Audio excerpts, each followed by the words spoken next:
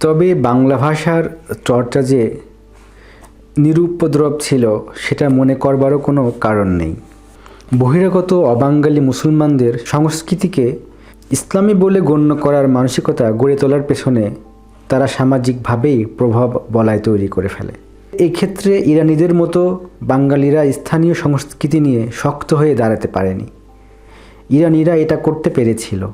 তার প্রধান কারণ হলো তারা আরবীয়দের চেয়েও অধিক উন্নততর সভ্যতার অধিকারী ছিল। শিল্প, সাহিত্য ও অন্যান্য নান্দনিক কর্মে ছিল অনেক পারদর্শী। এই কারণে তারা ধর্ম নিয়েছিল ঠিকই, কিন্তু নিজস্ব সভ্যতার শক্তিতে তারা এতটা আত্মবিশ্বাসী ছিল যে নিজেদের শিকড়কে উপড়ে ফেলার কোনো প্রশ্ন আসেনি। তারাই প্রথম অনারব জাতির মানুষ যারা নিজেদের ভাষায় অনুবাদ করে কোরআন শরীফ, তাতে যুক্ত করে অলঙ্করণ, সৌকর্য। ইসলাম যেহেতু পৌত্তলিকতা বিরোধী ধর্ম, তাই মানুষ কিংবা যার প্রাণ আছে তার প্রতিকৃতি, তা সে যে কোনো ফর্মেই হোক, তৈরি করাটা ছিল নিষিদ্ধ। তাই বস্তু নির্ভর ডিজাইন করতে তারা এগিয়ে এসেছিল। আজকের দিনেও কোরআন শরীফের যে সুশোভন, সৌন্দর্য, অলঙ্করণ, তারাই ছিল এর পথিকৃৎ। ইসলাম প্রবর্তনের বহু আগে থেকেই সমৃদ্ধশালী সভ্যতার বিকাশ ঘটেছিল এখানে।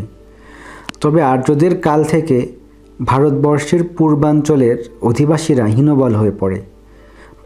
আর বাংলা ভাষাকে কেন্দ্র করে যে বাঙালি জাতির সূচনা হতে থাকে, হরপ্পা, মহেঞ্জোদারোর কথা বাদই দিলাম, বৈদিক সভ্যতার তুলনায়ও তা ছিল নবীন। এ কারণে মনে হয় বাঙালিদের মধ্যে যখন ইসলাম ধর্মের প্রচলন শুরু হয়, সেটা ছিল জাতি হিসেবে তাদেরও বিকশিত হবার কাল। বাংলা ভাষাকে কেন্দ্র করে শিল্প, সাহিত্য, সঙ্গীত, দর্শনের সূত্রপাত ঘটছে কেবল। কেননা এটা মনে রাখতে হবে যে তখনকার দিনে সংস্কৃত ভাষাই ছিল জ্ঞান চর্চার বাহন, আর সেটা ছিল উচ্চবর্ণের হিন্দুদের দখলে। মুসলমান সুলতানেরা এসে স্থানীয় লোকায়ত বাংলা ভাষাকে রাজদরবারে নিয়ে গেলেন। তাদের পৃষ্ঠপোষকতাতেই রামায়ণ, মহাভারতের অনুবাদ হলো, কিংবা অন্যান্য ধর্ম সংশ্লিষ্ট পুস্তকাদিরও বাংলা ভাষায় রূপান্তর ঘটতে থাকলো। মঙ্গল কাব্যের ধারা কিংবা বৈষ্ণব পদাবলীর সৃষ্টিও এই বাংলা ভাষা বিস্তারের ফল। এই সবই হতে থাকলো হিন্দু কিংবা হিন্দু সমাজ থেকে আলাদা হয়ে যাওয়া বৈষ্ণবদের দ্বারা। এর মধ্যে বাঙালি মুসলমানের স্থান কোথায়? যতটুকু দেখা গেছে সে কথা তো আগেই বলেছি।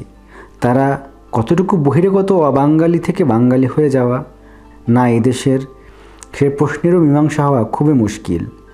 তাই ইরানিদের ক্ষেত্রে নিজস্ব সভ্যতার শক্তি যেভাবে দেখা গেছে, বাঙালি মুসলমানদের কাছে তা আশা করা যায় না।